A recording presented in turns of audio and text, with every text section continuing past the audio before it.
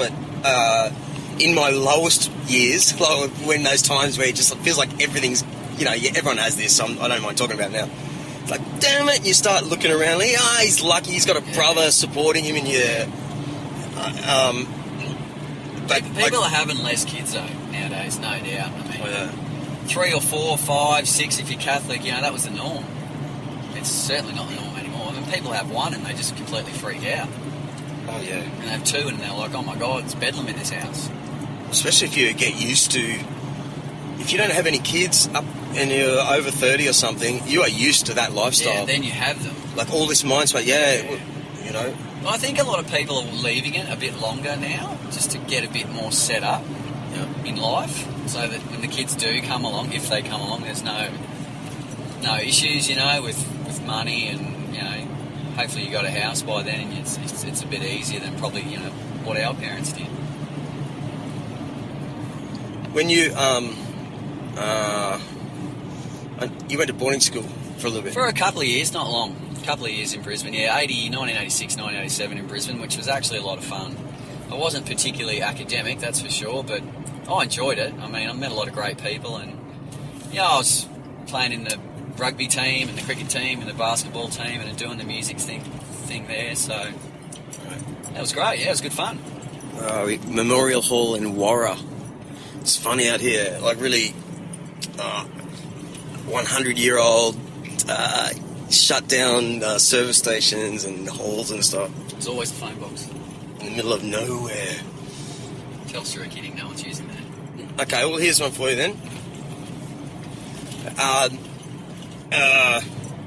said it before.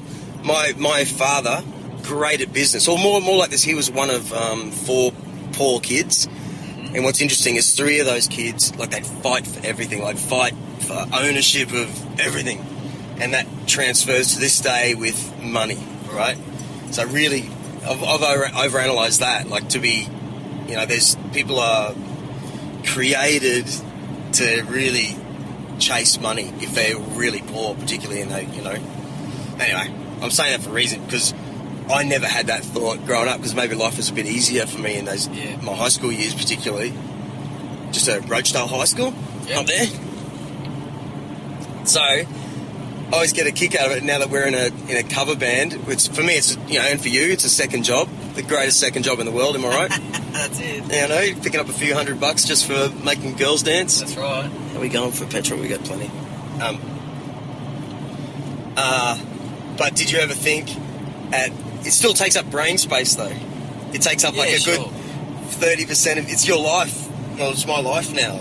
I can't believe I've been doing this in a cover band for 4 years. I've never done that before in a cover band. Yeah, it is time consuming, but I mean that's like anything in life really. If you play a sport, or if you have a hobby or something on the side, if you're going to give it a red hot crack, then you've got to devote the time to it to make it work. It's not going to work for you. You got to chip away, and it's all good. It's good fun. We don't really do it for the money. I don't think it's a lot of fun, and people see you up on stage and they think, oh, that's awesome. And being on stage is the best part. There's a lot of work that goes in behind the scenes that people don't really see a lot of. But being on stage is the best. It's a really good feeling. Yeah. Love it. I love the fact that I hate bringing up my age all the time, but I do. It's good to know that I'm getting better at something all the time, which everyone should do if you're good at. It's sad for rugby league players, I reckon, that if you're good at, or you love that particular, I've got a mate, and he plays in the Masters, but the downside for him is when he's 50, like he's bound to not be doing the thing that he loves. Probably not. Not doing those big tucks that everyone dreams about. But, yeah. but we can still get into a restaurant band and just cruise around. Oh, yeah, we can do jazz covers.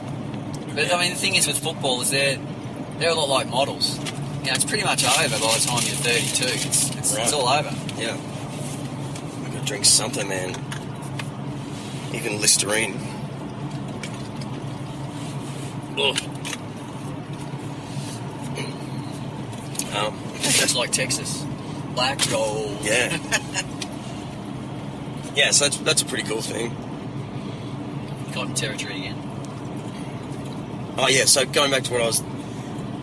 saying, like, I never had, to be honest, a real thought about career. And were you ever one of those guys? Did you know what you wanted to do? Not really. I mean, look, I didn't do great at school, and that doesn't define you in life, that's for sure. You know, plenty of people have done great and didn't do good at school.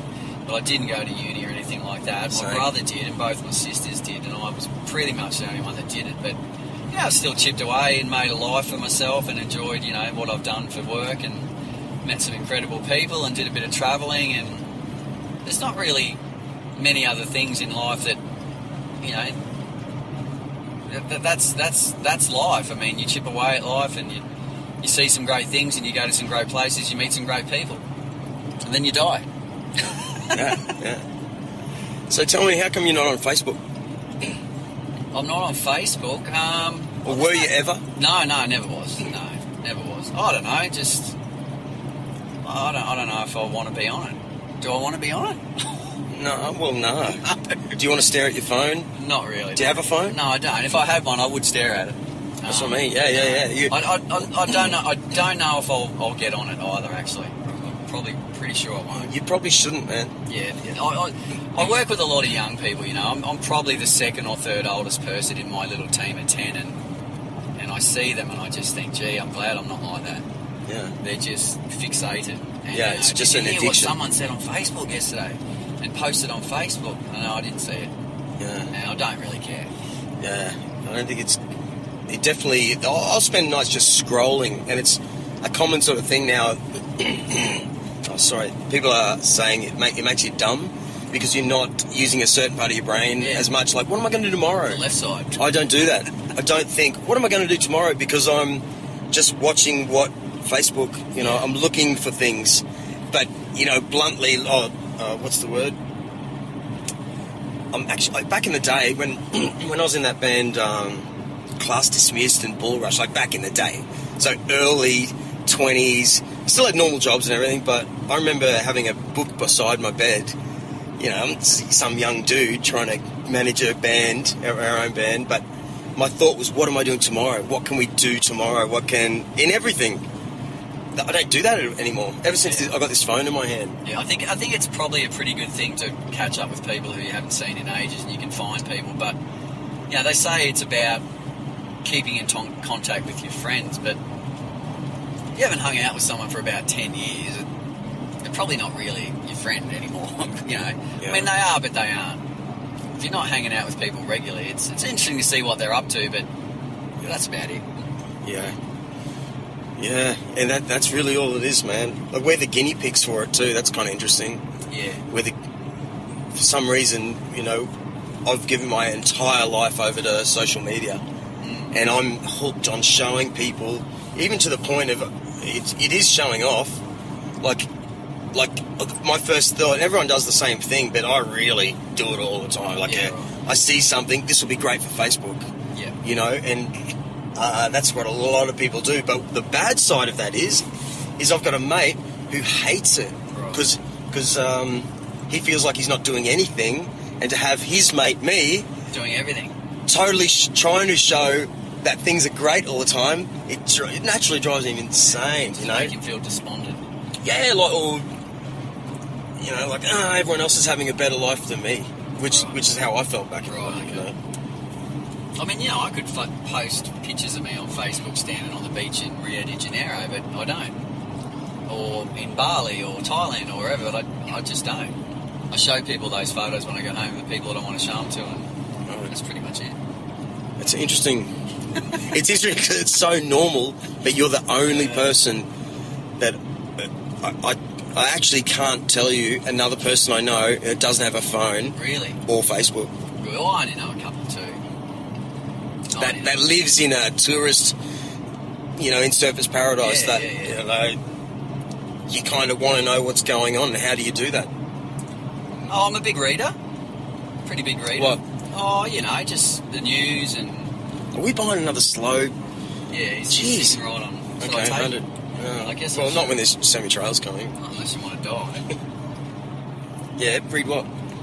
I just read a lot, you know. I get the paper every day and watch the 6 o'clock news and stay hooked on that way. I don't need to know the minute-by-minute stuff, but, yeah, I keep relatively abreast of current affairs and politics and sport and all entertainment and all that. Like, I know Prince died.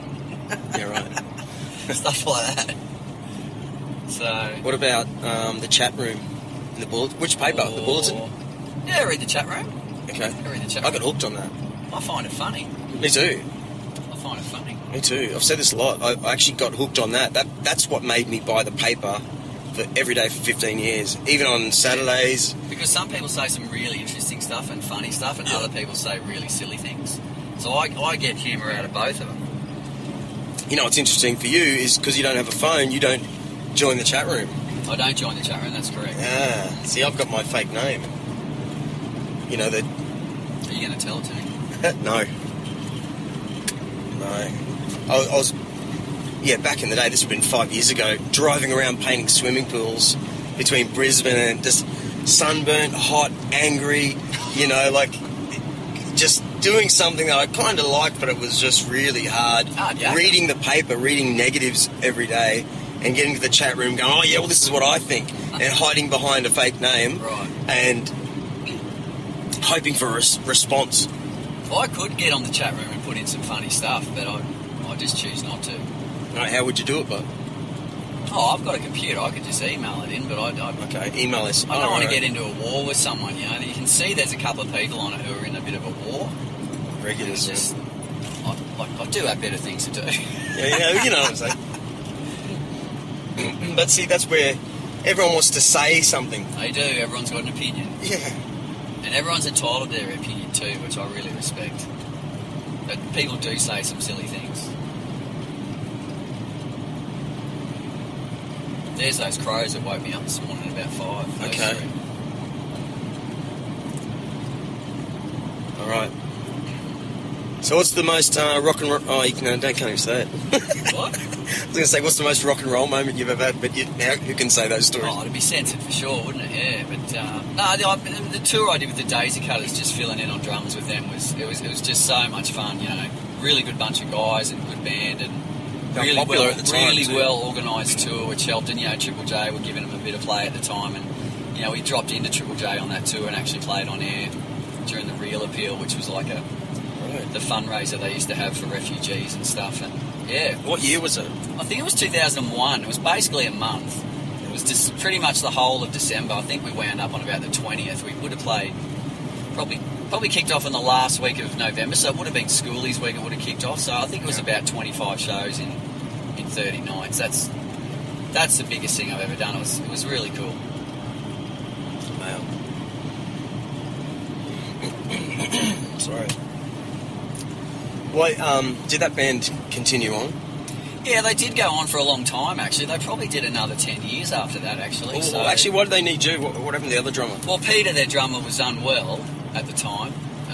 He was in hospital. He had I think it was an ear infection or something, so he couldn't do the tour, and it definitely wasn't going to do it. Right. So, yeah, I had played with them a couple of times, filling in prior to that, and Okay.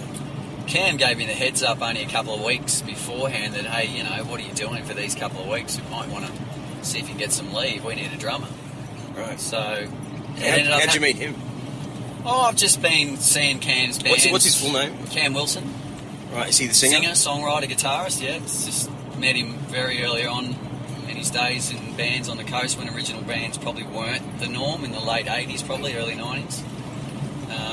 Just went to see his band, and they were one of the first bands to release some original product. Were they called the Daisy Cutters then? Yeah, he was in a band called the Sun Devils before that, actually. Right. And they were one of the first Gold Coast bands who played original to put out a CD. It was really futuristic in those days. Right. And I really liked his band, and they were lucky enough to win that Triple J on Earth contest in about 1999, I think it would have been, or 2000. And Oh, they won it on Earth? they won it, yeah. There were 3 winners from Brisbane. Wow. Rhubarb, them, and Plastic Wooden Fruit. And I think all 3 of them went on and made a bit of a fist of it. I remember Rhubarb. Yeah, Rhubarb did really well. They were really good. So that would have been... So, do you remember when Grinspoon Yeah, well, I think that? they were the first That was the winner. first, yeah. And they went on and did, them and Killing Heidi and probably a couple of others went on to be, one of Australia's greatest bands. I mean, fantastic stuff they went on to do. Really kicked it after that.